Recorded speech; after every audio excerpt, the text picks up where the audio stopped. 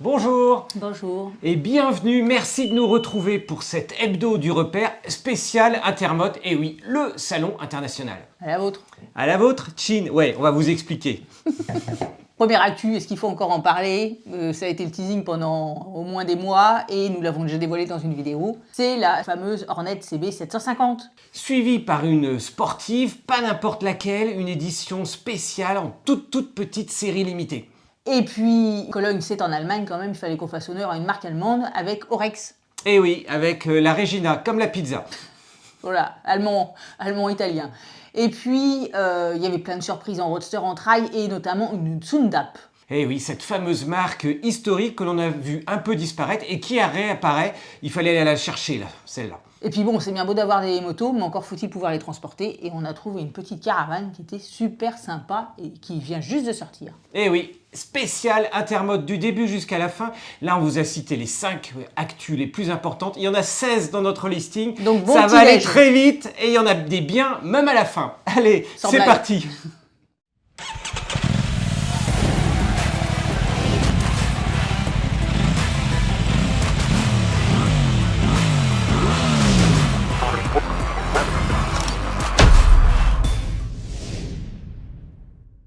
Bon, première actu, c'est vrai qu'on l'attendait tous. À force d'attendre, on imagine un petit peu la Lune.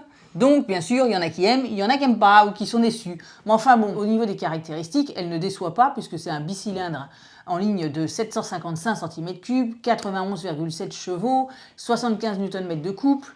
Tout l'équipement à la Honda avec des fourches Showa, des freins Nissin, un poids raisonnable à 190 kg, une autonomie 300 km, bref. Et j'oublie pas les modes perso, le système HSTC, et tout ça pour un prix défiant toute concurrence. 7800 €, ouais, on va s'attaquer directement ici à la MT-07, voire à une certaine Trident 660. Et forcément, ce qui étonne, en fait, c'est la richesse de l'équipement. Non seulement en partie cycle, on a parlé du freinage et de toute la partie suspension, ce sont des vraies suspensions, alors que c'est une moto entrée de gamme qui ne sera disponible qu'en version méca.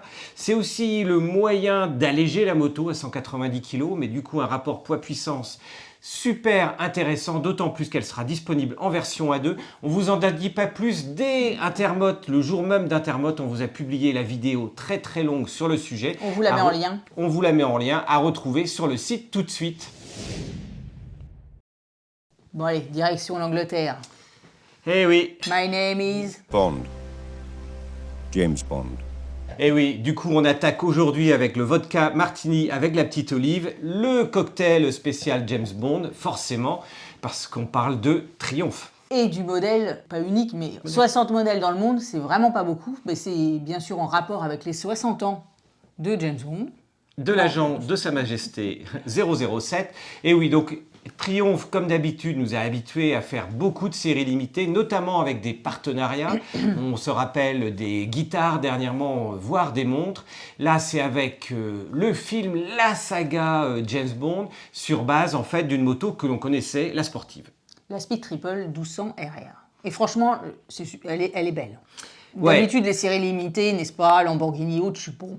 Mais là, franchement, on l'a vu en vrai, n'est-ce pas? C'est mieux que les petits croquis 3D que l'on reçoit. Et franchement, elle est très sympa. En fait, sur le réservoir, on a le nom des 25 films de James Bond qui sont inscrits dessus. C'est tout en nuances de gris, n'est-ce pas? 3 gris différents, nuances de grès. Une housse 007, là, vous pouvez vous la péter quand vous arrivez dans le garage et vous enlevez la housse avant de partir. Bon, bah le prix... 29 900 €. Mais encore une fois, les détails sont juste magnifiques entre les petites plaques, le liseré doré. Vous vous rappelez de ce fameux canon de pistolet que l'on voit en intro des films, on le retrouve sur le réservoir. Franchement, c'est superbe, toujours avec le niveau d'esthétique Triomphe. Et vous vous en doutez, 60 motos dans le monde, ça veut dire que pour la France, il n'y en avait que 10. Elles sont déjà toutes vendues. Donc malgré son prix, ça ne change rien. Donc ça va encourager encore plus les constructeurs à nous sortir des séries de plus en plus limitées, de plus en plus exclusives, pour un prix tout aussi exclusif. Mais en attendant, c'était vraiment beau à voir. Et puis avec toute l'ambiance, parce que là, on rigole avec notre vodka martini, mais c'était effectivement vodka martini avec la petite olive à foison et à volonté sur le stand. Tout le monde était bien debout encore après, comme d'habitude à consommer avec modération naturellement. Les agents secrets de Sa Majesté étaient également là. Bref, c'était la vraie fête à Intermotte à cette occasion. Alors, autre nouveauté allemande, cette fois-ci Orex qui a dévoilé le modèle Regina Evo. Et ça tombe bien. Orex, ça faisait longtemps qu'on ne vous en avait pas parlé. On l'avait découvert à Intermotte. On était habitué à une moto 6 cylindres avec ce fameux VR6 de 1218 cm3 et des motos quasiment faites sur mesure. C'était la petite série, encore une fois, très limitée, customisée, personnalisée vraiment au désir de l'acheteur. Là, ils reviennent sur quelque chose d'un petit peu plus standard avec un monocylindre. 600 cm3, 48 chevaux. Et surtout 133 kg à sec. Faut dire que la selle, elle est limite. Hein. Alors, donc ça pèse pas lourd. Le rapport poids-puissance, il est juste du coup extraordinaire. Ça sera très très bien pour le pilote qui a envie de se faire énormément plaisir. On imagine bien. Bon, ce n'est que 48 chevaux, mais pour 133 kg, une moto, c'est le poids d'une 125, grosso modo. Ouais. La finition est impressionnante entre les chromes, entre tous ces détails avec ce phare à LED, etc. C'est une moto thermique, du plus bel effet. Et franchement, elle méritait d'être au centre de toutes nos attentions. Elle avait un vrai stand et Dieu seul sait si sur les stands sur Intermotte avec les marques qui n'y étaient pas, eh bien, ce stand était l'un des plus gros. À voir, plus d'infos sur le repère, naturellement. Alors c'est vrai, comme l'a dit David, que sur le salon Intermotte, il y avait beaucoup de constructeurs qui n'étaient pas présents. Mais on a quand même été fouillé pour vous et pour dénicher des petites surprises au niveau notamment des roadsters, dont on a déjà parlé dans des précédentes émissions, mais c'est toujours agréable de les voir en vrai. Et c'est vrai qu'il y avait les fameuses Bimota KB4 et KB4 RC, qu'on avait déjà vu, je crois, à EICMA l'année dernière, mais qui sont vraiment magnifiques. Oui, il fallait aller les chercher, celles-là. Vous vous en rappelez, Kawasaki a racheté la marque Bimota. Du coup, Bimota sort ses différents modèles sur base du moteur de la Ninja 1000 SX. Mais par contre, il la cache. Oui, c'est le petit. Il faut aller derrière. En fait, si vous voyez un stand Kawa maintenant, n'hésitez pas à faire le tour parce que vous verrez le Bimota derrière. Et oui, les deux motos étaient l'une à côté de l'autre, mais bien cachées tout derrière. Il y a une autre surprise dont on vous parlera juste après, mais Kawasaki nous a fait des tours de magie sur ce salon Intermotte. Ensuite, il y a les motos Morini, les CI Mezzo STR et SR, STR pour Strada et SCR pour Scrambler. Donc là, c'est vrai que d'ailleurs l'essai est bientôt prévu sur le mois d'octobre, mais c'est un petit moteur de 649 cm3, 60 chevaux, 54 Nm, 200 kg à sec. Donc, et franchement, elles ont un look super sympa et elles sont pas trop hautes. Grosso modo, sur Intermotte, il y avait plus de petites marques que les grandes marques avec tous les absents que l'on a bien remarqués. Par contre, Moto Morini, Mash et Royal Enfield y étaient bien. Et notamment Royal Enfield avec la Hunters 350. Pareil, un modèle que l'on va essayer au mois d'octobre. Donc là, c'est un petit mono 349 cm3, 20 chevaux, 27 Nm. Avec un prix qui va être autour des 4 500 € en fonction des coloris. On vous en a déjà parlé largement. Donc on continue sur la suite, ce sont les Express. Et enfin Kiway, qui a un petit 125 cm3, la MBF F125. Avec un mono de 140 kg. On est sur des poids très très proches finalement, quasiment entre une 350 et une 125, mais quand même fourche inversée, roue de 17 pouces, etc. Donc elle a un vrai look qui, on n'en parle quasiment pas en France. On les voit pas du tout. Mais voilà, ça fait partie des petites marques et des petits modèles dont on va vous parler encore à la suite, que l'on ne voit pas beaucoup, mais qui montrent un petit peu quelles sont les tendances et finalement des motos qui viennent d'Asie et qui vont compléter toutes les gammes qui ont essentiellement évolué en coloris cette année. Là, on vous a mis en avant quelques petits roadsters, mais bien sûr, les trails sont toujours à la mode, ça ne passe pas pour l'instant, et notamment le modèle Tsundap ZXA ADV 500. Et oui, c'est marque historique Zundap, hein, cette marque allemande dont on se souvient très très bien, où on avait vu quelques scooters revenir, c'était pas tellement là qu'on attendait le constructeur moto, mais là ils nous ressortent un vrai trail en 500 cm3, 35 kW, ce qui voudrait dire qu'il est accessible à deux, une vitesse de pointe quand même de 170 km/h.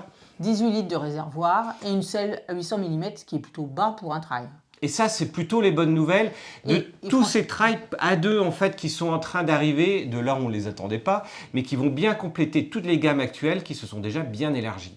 Et franchement, au niveau finition et look, elle a une belle petite gueule, cette Zundap. Ouais, et pour la petite histoire, il fallait aller la chercher cachée sur un stand, d'autant plus qu'elle n'est même pas sur le site du constructeur allemand Zundap. Bah oui, ça fait partie des motos qu'on a vues qui ne sont même pas encore sur les sites des constructeurs, d'où l'intérêt de suivre l'hebdo du repère. Sans blague. Et puis bien sûr, il y avait la fameuse Benelli TRK 800. On nous en a parlé depuis un an, on l'avait encore jamais vraiment vue en vrai. Et là, on a pu la découvrir dans ce coloris qui est absolument, moi je trouve, très sympa. Un mélange de gris, blanc, orange-rouge. Voilà, quand on parle un petit peu de la morosité de certaines couleurs chez certains constructeurs, tout blanc, tout noir, là, c'est juste quelques petites touches de couleurs qui permettent de rehausser et de personnaliser un peu la moto. Franchement, sympa au niveau du design. Eh oui, enfin une marque qui sort des sentiers battus. Benelli avait un très grand stand, quasi aussi grand que les autres marques, notamment Kawasaki qui était juste à côté, voire Honda et Triumph. Il faut quand même le noter. C'est bien de voir cette TRK 800 dont on vous proposera l'essai bientôt également sur le repère, qui reprend une motorisation proche de la Leoncino que l'on a déjà essayé cet été sur le repère. Bref, elles arrivent, ça étend un petit peu le champ des possibilités. Et pour ceux qui disent qu'un trail de 1200 cm3 c'est trop gros pour sortir en tout chemin, bah là justement avec des 800 voire des 700 voire des petits 500, bah ça commence à devenir sympa. Et là du coup en petit cylindré il y avait la fameuse Vosges 300 Rally qui est très proche en gros d'une Honda CRF Rally, mais qui permet avec un petit mono de 292 cm3, 25 Nm de couple, 905 mm de selle, 150 kg, et pour un prix eh bien à 4190 €, donc des petites 300 typiques pour les A2, presque 30 chevaux, 28,6 chevaux, bah c'est quand même pas mal du tout. Bon, la hauteur de selle, 905 mm, bah, déjà à 810, 820, le pilote d'un mètre 70 aura un petit peu de mal. Là, ça va être au perché, en fait, on est quasiment à la hauteur d'une Desert X chez Ducati. Ouais. On vous en parle de la Desert X parce que l'essai vidéo va arriver très vite sur le repère également. Et puis enfin, pareil, une nouveauté dont on vous a parlé, mais là, elle y était présente sur les stands, c'est la fameuse V-Strom 1050 DE, où l'essai sera fait début décembre. Et oui, Suzuki, on dit souvent que la marque est en train de glisser, qu'on la voit moins, qu'il y a moins de nouveautés. Ben, en attendant, Suzuki était l'un des rares constructeurs à avoir un vrai stand sur le salon Intermot. Donc il faut saluer ce courage. Et notamment, Suzuki fête les 20 ans du V-Strom, comme disent les Allemands, du V-Strom, de la DL 1050. On retrouve donc le bicylindre en V dont on vous a largement parlé, mais dans une version DE, c'est-à-dire vraiment orientée tout-terrain. C'est une évolution de la version XT, mais en plus pour le tout-terrain. 107 chevaux, 100 Nm de couple pour un poids de 242 kg qui est pas loin de certains trails en 800 dont on a pu vous parler avec un bon gros réservoir de 20 litres. Bref, ça sera parfait. On va vous en dire à plus et encore une fois en touche-main, en vidéo d'ici un mois.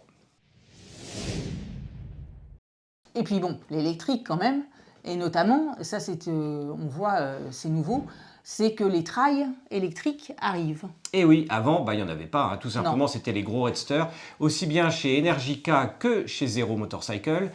Et bien justement, on vous parle des deux modèles. Alors l'Energica Xperia, le trail chez Energica, on vous en a déjà largement parlé.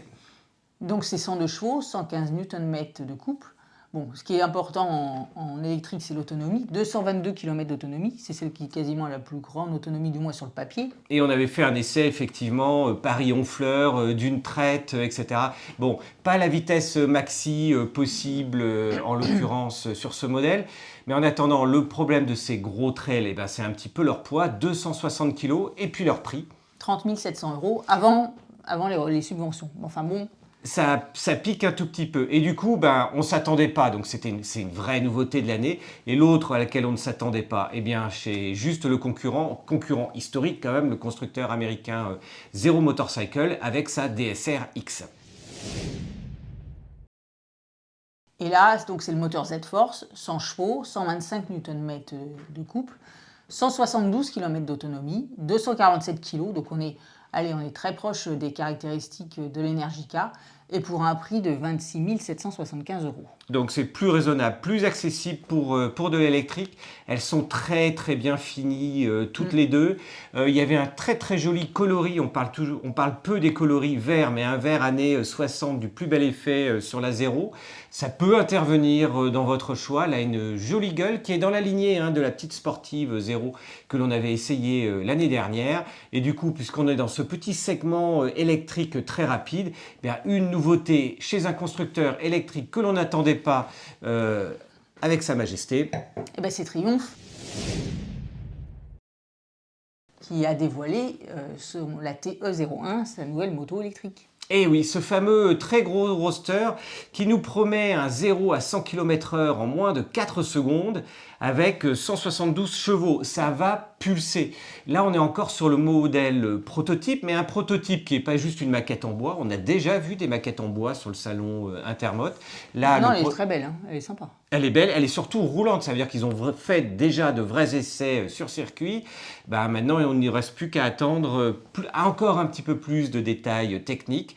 Elle est vraiment dans la lignée des speed triples, donc elle est vraiment superbe en termes de look.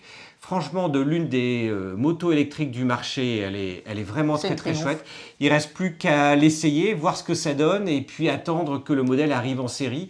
Il nous est arrivé, notamment pour la Harley Davidson Livewire, de tester les protos avant même qu'elles arrivent en concession, voire qu'elles arrivent 1 an ou 2 ans après. Donc on vous en dira plus sûrement très vite. Bon ben voilà, là c'était pour toutes les motos principales qui nous ont fait de l'œil, entre guillemets, sur le salon. Oui, parce qu'il y en avait beaucoup, mais surtout il y en avait beaucoup de modèles dont on vous avait parlé auparavant, et il y a surtout beaucoup de modèles qui n'étaient pas visibles, tout simplement. Pourquoi ? Parce que Yamaha n'était pas là, Ducati n'était pas présent, KTM n'était pas présent, BMW n'était pas présent, Fantic n'était pas présent, donc ce sont des nouveautés que l'on n'a pas pu voir sur le salon. Il faudra peut-être attendre avec pas, et encore pas pour tout le monde. Maintenant, on a vu également quelques équipementiers qui étaient là. On a vu Behring, Segura, Shark, Nolan, puisque maintenant c'est le même groupe, et puis AJC. On a pu voir des nouveautés en termes d'équipement dont on vous parlera plus tard, parce que cet hebdo, autrement, il va être 10 fois trop long. Et puis, dernière nouveauté qui est arrivée, que l'on n'attendait pas. Une petite caravane, la Sport Caravan Cube 2. Et oui. Franchement, elle est super sympa, elle est toute mignonne. Pour une longueur de 3,50 m de long, de caser en fait tout ce qu'il faut pour vivre, entre guillemets, pour 4 personnes, pour partir à l'aventure, et de caser 2 motos à l'intérieur lorsque vous êtes en trip avec votre 4x4 ou votre voiture avant d'arriver à destination. Et franchement, c'est du camping simple, mais bon, vous avez la tente, tout ce qu'il faut pour faire à manger, pour garder au frais, pas pour prendre une douche, mais bon, et le prix qui a l'air plutôt bien placé. À 8 900 €. Non, mais franchement, c'est sympa. Alors, on ne peut pas à la fois déjeuner, parce qu'il y a la petite cuisine, le frigo, la plaque de cuisson. On peut s'asseoir à 4, mais pas en même temps que les motos. Donc, non, on arrive, t'arrives, tu poses tout, tu sors les motos, tu manges à l'intérieur, ou vice-versa. Tu laisses les motos dedans et tu manges à l'extérieur. Voilà. L'astuce pour dormir, 4 couchages quand même, c'est parce qu'il peut y avoir 2 couchages en bas et puis 2 couchages au-dessus. Donc, une petite échelle pour monter au-dessus, une petite rampe pour faire grimper les motos à l'intérieur, et dans une forme vraiment pas cubique, non, ça s'appelle Cube 2, elle est plutôt rectangulaire, mais c'est une vraie nouveauté, c'est la première fois qu'elle sortait, puisque ce constructeur qui date de 2017, constructeur allemand, et surtout pour ce petit prix-là, avait fait des Cube 4 et des Cube 5, plus grand, plus étagé, on peut à la fois manger et à la fois avoir les motos à l'intérieur, mais là c'est surtout sa compacité et son petit prix, parce que sur le repère on vous avait déjà parlé de caravanes moto, mais beaucoup plus luxueuses, qui tournaient plutôt à 20 000 voire à 30 000 €. Là sur ces accès prix avec une finition qui est nickel, il y a tout ce qu'il faut pour accrocher à l'extérieur des jerrycans, de l'équipement en plus, etc. Non, c'est bien cousu, bien fini. Bah voilà, c'était la vraie nouveauté qui nous a un petit coup de cœur sur ce salon Intermote. Les autres, bah, vous les retrouverez sur le repère ou dans le prochain hebdo du repère, parce qu'on a déjà des news pour la semaine prochaine. Et puis surtout, ça va être le moment de vous parler de l'Express. Et oui, la nouveauté de l'hebdo du repère et du repère des motards, c'est l'Express. C'est l'info qui va très très vite pendant quelques minutes. Pendant l'hebdo, eh bien, avec Sandrine, on est dans le garage, on est bien installé, on vous fait un focus sur 5 nouveautés, voire 6, voire 16, mais exceptionnellement. Là, dans l'Express, l'idée, ce sera plutôt de vous présenter une dizaine de nouveautés, mais dans un temps très très court, avec un autre rendez-vous, le mercredi soir. Forcément, ce que l'on aura vu en fond dans l'hebdo, eh bien, sera en tout petit dans l'Express. Et par contre, il y aura des sujets dans l'Express que l'on n'a pas le temps, malheureusement, d'aborder dans l'hebdo. Ce sont 2 formats très complémentaires. Ça sera bien pour rentrer chez vous le soir, le mercredi soir, à écouter en podcast si vous le voulez ou en vidéo avec toutes les vues. Bref, merci de nous avoir suivis. Si vous découvrez aujourd'hui la chaîne du repère et notamment cet hebdo, vous cliquez en bas à droite.